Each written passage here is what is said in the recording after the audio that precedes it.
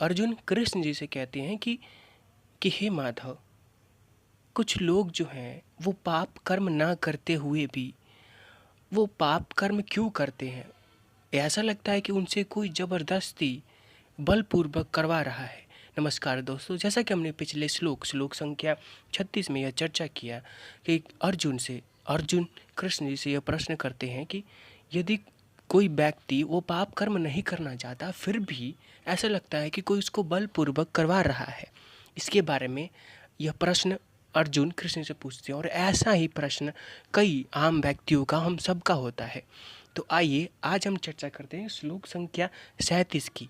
इसमें कृष्ण जी आगे, और यहाँ से आरंभ होता है, इस प्रश्न का उत्तर कृष्ण जी अर्जुन को देते हैं।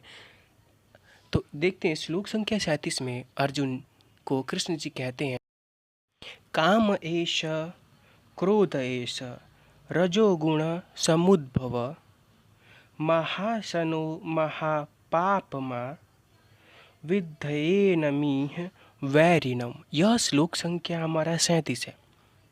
इसका अर्थ देखते हैं। इसका अर्थ कुछ इस प्रकार है कि अब श्री कृष्ण जी अर्जुन को बता रहे हैं, उनके उस प्रश्न का उत्तर दे रहे हैं जो उन्होंने प्रश्न किया है। कृष्ण जी कहते हैं कि हे अर्जुन, इसका कारण रजोगुण के संपर्क से उत्पन्न काम है, जो बाद में क्रोध का रूप धारण करता है और जो इस संसार का सर्वभक्षी पापी शत्रु है।